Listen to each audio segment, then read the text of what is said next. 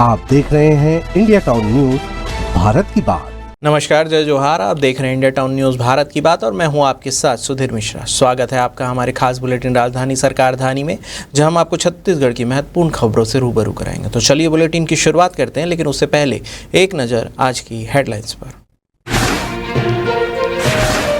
छत्तीसगढ़ शराब घोटाला, ACB EOW का कड़ा एक्शन, सेवानिवृत्त आईएएस अधिकारी को किया गया गिरफ्तार।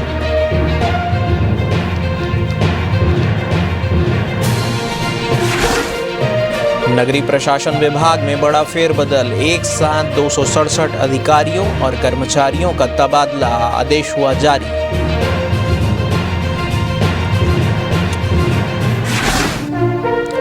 भारतमाला प्रोजेक्ट मामला, भूमि अधिग्रहण में गड़बड़ी की शिकायत, ईओडब्ल्यू से जांच की मांग।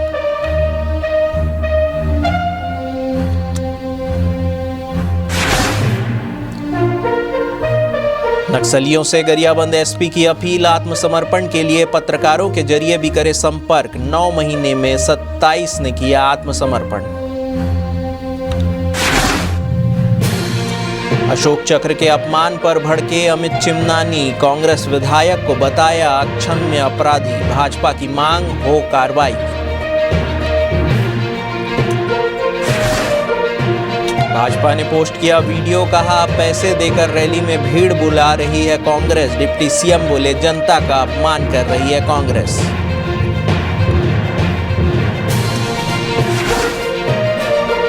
धान घोटाला मामला, आईएएस आलोक शुक्ला सरेंडर करने पहुंचे कोर्ट, जज ने लौटाया वापस।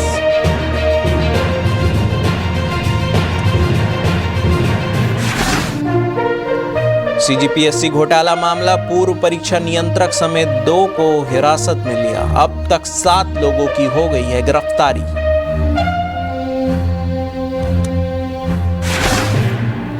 विधायक अजय चंद्राकर का कांग्रेस पर प्रहार, कहा कांग्रेसियों ने किया है छत्तीसगढ़ महतारी का चीरहरण, अब जांच प्रभावित करने लगा रहे हैं आरोप। कोल एक्सपोर्ट के नाम पर ठगी, गुजरात के व्यवसायी से 89 करोड़ की धोखेबाजी, भिलाई के 2 कारोबारी गिरफ्तार।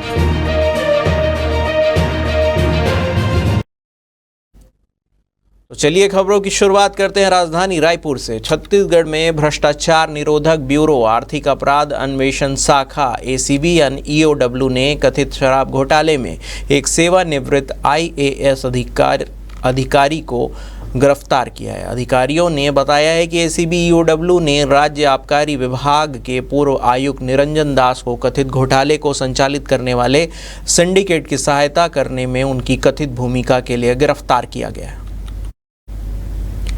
उन्होंने बताया है कि दास ने सरकारी शराब की दुकानों में बेहिसाब शराब की बिक्री, अधिकारियों के तबादले, निविदा प्रक्रिया में हेराफेरी, दोषपूर्ण शराब नीति लाने में सहयोग और सिंडिकेट को लाभ पहुंचाने के अन्य तरीकों के बदले में करोड़ों रुपए का अनुचित लाभ प्राप्त किया। ईडी ने कहा है कि उसकी जांच से पता चला है कि छत्तीसगढ़ में एक आपराधिक गिरोह सक्रिय था जो शराब की बिक्री में अवैध कमीशन वसूल रहा था और सरकारी शराब की दुकानों के जरिए अनाधिकृत बिक्री में भी शामिल था।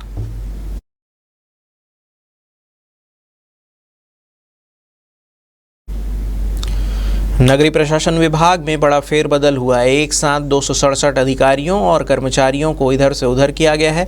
इस संबंध में नगरीय प्रशासन विभाग ने आदेश जारी किया है।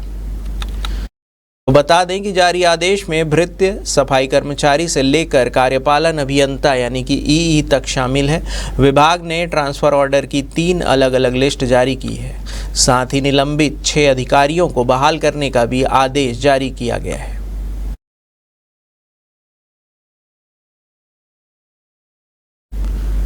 भारतमाला परियोजना में अभनपुर क्षेत्र का मामला तूल पकड़ता जा रहा है। कोलकाता निवासी सावरमल अग्रवाल ने ईओडब्ल्यू को शिकायत कर गंभीर आरोप लगाए हैं। इसमें उन्होंने कहा है कि ग्राम पचेड़ा स्थित उनकी निजी भूमि का मुआवजा फर्जी दस्तावेजों और कूट रचित बेनामों के आधार पर दिलाया गया। उनके द्वारा आपत्ति दर्ज कराने और आपत्ति स्वीकार होने के बावजूद 1.2 करोड़ रुपए से अधिक की राशि विक्रम गंभीर नामक व्यक्ति को भुगतान कर दी गई। शिकायत में उन्होंने दावा किया है कि भूमि के नामांतरण से लेकर फर्जी विक्रय पत्र और दान पत्र तक पूरे प्रकरण में भारी स्तर पर मिलीभगत रही। यह सब स्थानीय प्रशासनिक अधिकारियों और राजस्व अमले की शह पर हुआ। गौरतलब है कि इससे पहले भी भारतमाला परियोजना से जुड़े अनियमितताओं के मामले में अभनपुर के एक एसडीएम जेल जा चुके हैं। सावरमल अग्रवाल ने कहा है कि उन्होंने गोबरा नवापारा में करीब 32 वर्ष पहले चित्रोत्पला शिक्षण समिति को अपनी भूमि दान में देकर सेवा कार्य किया था। इसमें वर्तमान में सेठ फूलचंद अग्रवाल स्मृति महाविद्यालय गोबरा नवापारा में स्थित है। इस पूरे मामले में जब अभनपुर एसडीएम ने पूछा तो उन्होंने कहा है कि सिविल कोर्ट का मामला है।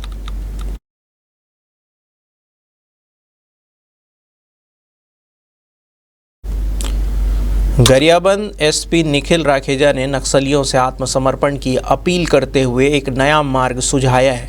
उन्होंने कहा है कि अगर नक्सली सीधे थाने या पुलिस कैंप में आने से हिचकिचा रहे हैं तो वे स्थानीय पत्रकारों या फिर आम नागरिकों के माध्यम से भी आत्मसमर्पण की प्रक्रिया शुरू कर सकते हैं। एसपी राखेजा ने यह भी बताया है कि पिछले 9 महीनों में जिले में 28 नक्सली मुठभेड़ों में मारे गए हैं और 27 नक्सलियों ने आत्मसमर्पण किया है। हाल ही में कई बड़े कैडर नेता भी मुठभेड़ में मारे गए हैं, जिससे संगठन नेतृत्व के संकट में गुजर रहा है। उन्होंने जानकारी दी है कि 15 सितंबर को झांसी इलाके में एक महिला नक्सली ने आत्मसमर्पण किया, जो कि पिछले 20 वर्षों से नक्सली संगठन में सक्रिय थी और एक उच्च पद पर थी। एसपी ने कहा है कि अब संगठन कमजोर हो गया है और छोटे नक्सलियों पर कोई दबाव नहीं है। यह आत्मसमर्पण का सबसे उपयुक्त समय है। उन्होंने जोर देकर कहा है कि जो नक्सली मुख्य धारा में लौट हैं वे अब खेती किसानी और रोजगार के जरिए सामान्य जीवन जी रहे हैं। हम लोग गरियाबंद पुलिस का कोशिश है कि जितने नक्सली इस क्षेत्र में अभी सक्रिय बचे हुए हैं, कई मुठभेड़ के बाद जब इनके बड़े नक्सली लीडर मारे गए हैं, उसके बाद जितने शेष नक्सली हैं उनको गरियाबंद पुलिस की अपील है कि जिस भी संसाधन से वो किसी थाना कैंप में जाकर हुआ या किसी गांव वाले की मदद से उसका मोबाइल नंबर से पुलिस या पत्रकार हुआ या किसी भी अपने विश्वास वाले व्यक्ति से संपर्क कर सरकार की आत्मसमर्पण और पुनर्वास निधि का फ़ायदा उठाए। उनको जिन पर भी विश्वास होगा उसकी मध्यस्थता करते हुए पुलिस तक पहुँचे और आत्मसमर्पण करें। जितने शेष माओवादी इस क्षेत्र में सक्रिय हैं उनसे ये मेरा अपील है। हम लोग जगह जगह पर इसके लिए बैनर और पोस्टर भी भेजे हैं, जहाँ पर उनके पुराने साथियों का मोबाइल नंबर भी लिखा हुआ है, उनके पुराने साथियों का फ़ोटो और उनके जीवन में क्या बदलाव हुआ उसकी भी जानकारी इसमें दी गई है। तो वो अपने पुराने साथियों के भी मोबाइल पर संपर्क करके असलियत जानकर कि आत्मसमर्पण के पश्चात उनके जीवन में, उनके साथियों के जीवन में क्या बदलाव आया, क्या आत्मसमर्पण में जितनी बातें बताई गई थी क्या वो सच है और वो उसका अनुभव ले पा रहे हैं और लाभ ले पा रहे हैं उन योजनाओं का, ये जानकर आत्मसमर्पण करने की एक पहल कर सकते हैं। छत्तीसगढ़ की राजनीति एक बार फिर गर्मा गई है। भारतीय जनता पार्टी के प्रदेश प्रवक्ता अमित चिमनानी ने खरसिया के कांग्रेस विधायक उमेश पटेल पर गंभीर आरोप लगाते हुए उनकी हरकत को अशोक चक्र, संविधान और सेना का अपमान बताया। चिमनानी ने एक वायरल हो रहे फोटो का हवाला देते हुए कहा है कि पटेल एक सार्वजनिक कार्यक्रम के दौरान अशोक चक्र पर जूते पहनकर बैठे नजर आए, जो भारतीय संविधान, राष्ट्रीय ध्वज और शौर्य पुरस्कारों का प्रतीक है।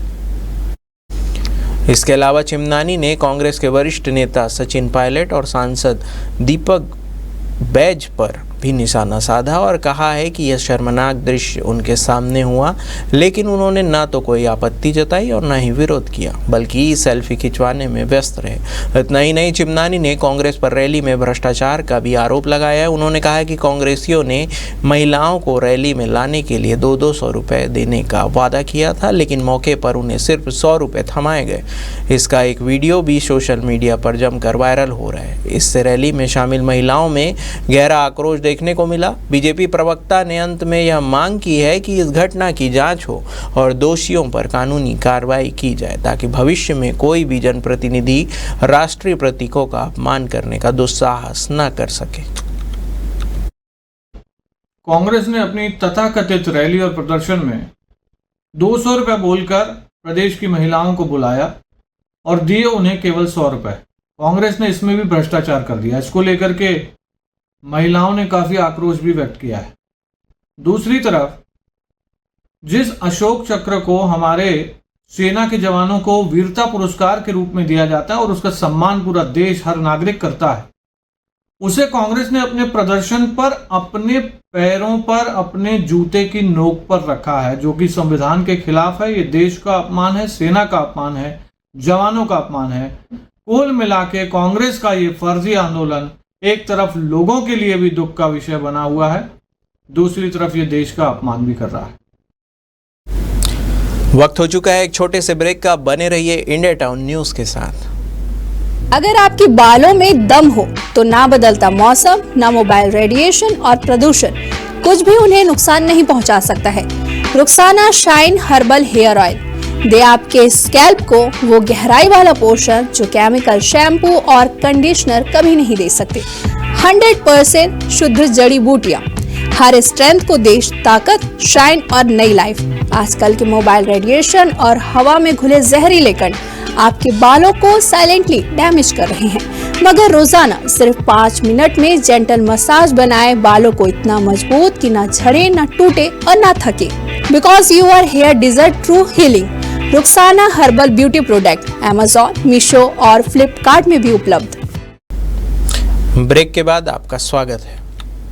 मुंगेली में कांग्रेस की वोट चोर गद्दी छोड़ रैली में आई महिलाओं का वीडियो वायरल हुआ था, जिसमें पैसे देकर भीड़ लाने का आरोप लगाया गया था। इस मामले पर सियासत तेज हो गई है। डिप्टी सीएम अरुण साव ने कांग्रेस पर निशाना साधा है। उन्होंने कहा है कि पैसे से भीड़ इकट्ठा कर कांग्रेस अब दूसरे पर आरोप मढ़ रही है। उन्होंने कांग्रेस पर संविधान और जनता दोनों का अपमान करने का आरोप लगाया है। भाजपा ने भी सोशल मीडिया पर वीडियो पोस्ट कर लिखा है कि छत्तीसगढ़ में कांग्रेस को अपनी रैली के लिए लोग नहीं मिल रहे हैं तो पैसे देकर रैली में भीड़ बुला रही है। कांग्रेस की वोट चोर गद्दी छोड़ पदयात्रा को लेकर उठे विवाद और गहराता जा रहा है। रैली में शामिल कुछ महिलाओं के वायरल वीडियो के बाद अब बीजेपी ने इसे राजनीतिक नैतिकता से जुड़ा बड़ा मामला बताया। डिप्टी सीएम अरुण साव ने कांग्रेस पर तीखा हमला बोलते हुए कहा है कि इससे साफ होता है कि असली चोरी कौन कर रहा है। पैसे देकर भीड़ इकट्ठा करना और फिर वोट चोरी का झूठा आरोप लगाना यह जनता और जनमत का सीधा अपमान है। उन्होंने आगे कहा कि कांग्रेस पहले भी संविधान और संवैधानिक संस्थाओं का अपमान करती रही है, अब वो जनमत का अपमान कर रही है। देखिए, कांग्रेस पार्टी की जो स्थिति है, इसमें चाहे ये सामूहिक नेतृत्व में लड़े या किसी के नेतृत्व में लड़े, कांग्रेस का कुछ होना नहीं है। जिस प्रकार से आज कांग्रेस जनता का अपमान कर रही है, लोकतंत्र का अपमान करने में उतारू है और कांग्रेस पार्टी को जनहित का कोई काम नहीं मिलता है। जनहित इनके लिए कोई विषय नहीं है। ये आज जिस प्रकार से अभियान चला रहे हैं वोट चोरी का, जनता का इससे कोई लेना देना नहीं है, वरन ये जनता के खिलाफ ही आंदोलन है। जनता का अपमान है, लोकतंत्र का अपमान है, जनमत का अपमान है, संविधान का अपमान है, संवैधानिक संस्था का अपमान है जो कांग्रेस पार्टी कर रही है। और इसलिए ये आने वाले समय में कांग्रेस की दुर्दशा ही होना है। छत्तीसगढ़ के बहुचर्चित नान घोटाला मामले में मुख्य आरोपी और रिटायर्ड आईएएस अधिकारी doctor Alok Shukla ED special court में सरेंडर करने पहुंचे, लेकिन कोर्ट ने फिलहाल उन्हें सरेंडर करने से रोक दिया। कोर्ट ने बताया कि सुप्रीम कोर्ट का आदेश अभी अपलोड नहीं हुआ है, इसलिए सरेंडर की प्रक्रिया आगे नहीं बढ़ाई जा सकती है। आपको बता दें कि ईडी की टीम भिलाई स्थित डॉक्टर शुक्ला के घर में दबिश दी थी।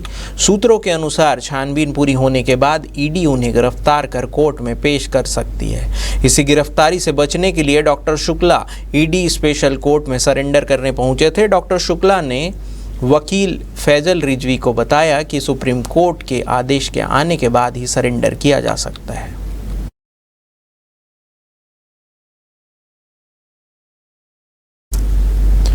छत्तीसगढ़ पीएससी घोटाला मामले में सीबीआई की हलचल बढ़ गई है। सीबीआई ने इस मामले में कुछ लोगों को हिरासत में लिया है।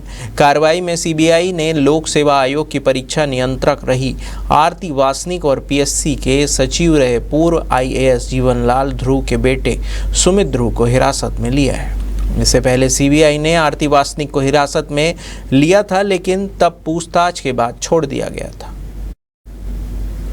सीजीपीएससी घोटाले में अब तक 7 लोगों की गिरफ्तारी हो चुकी है। सीबीआई ने 18 नवंबर को तत्कालीन अध्यक्ष टामन सिंह सोनवानी और बजरंग पावर एंड इस्पात के तत्कालीन निदेशक श्रवण कुमार गोयल को गिरफ्तार किया था।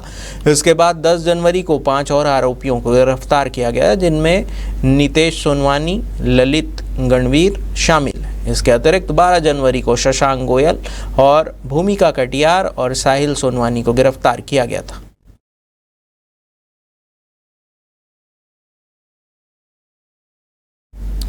अगली खबर रायपुर से है, जहां पे भाजपा के वरिष्ठ विधायक अजय चंद्राकर का आबकारी समेत अन्य घोटालों को लेकर बड़ा बयान सामने आया। उन्होंने कांग्रेस के कार्यकाल में हुए तमाम घोटाले को लेकर हमला बोला है। उन्होंने कहा है कि कांग्रेस ने छत्तीसगढ़ महातारी के चीरहरण का काम किया। इन घोटालों में कांग्रेस नेताओं के नाम दिख रहे हैं। जाँच को प्रभावित करने के लिए कांग्रेस संवैधानिक संस्था पर आरोप लगा रही है। छत्तीसगढ़ में एसआईआर की प्रक्रिया शुरू होने को लेकर विधायक अजय चंद्राकर ने कहा है कि देश भर में एसआईआर की शुरुआत हो चुकी है। निर्वाचन के एसआईआर का निर्णय को स्वागत करता हूं। एसआईआर होने से लोगों का काम आसान होगा। वहीं सीजीपीएससी घोटाला मामले में विधायक अजय चंद्राकर ने कहा है कि कांग्रेस के 5 साल के घोटाले याद करने में परेशानी होती है।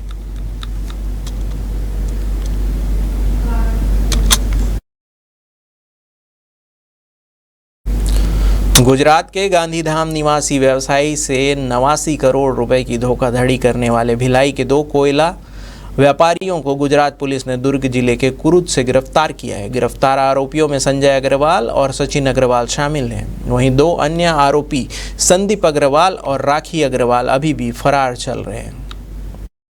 आपको बता दें कि पीड़ित पवन मोर ने बताया है कि नेहरू नगर भिलाई निवासी संजय, सचिन, संदीप और राखी अग्रवाल ने मिलकर कोक एक्सपोर्ट के नाम पर निवेश का झांसा देकर उनसे 89 करोड़ रुपए की ठगी की। 8 फरवरी 2025 को पवन मोर ने Gandhidham B division police station में इन सभी के खिलाफ धोखाधड़ी की शिकायत दर्ज कराई थी। शिकायत के बाद से सभी आरोपी फरार हो गए थे।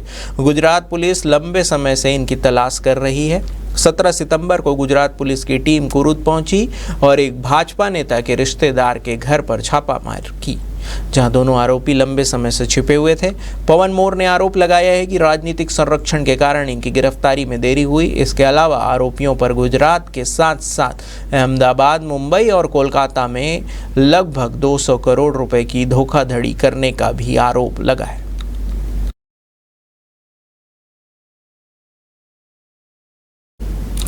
हमारे खास बुलेटिन राजधानी सरकारधानी में फिलहाल इतना ही।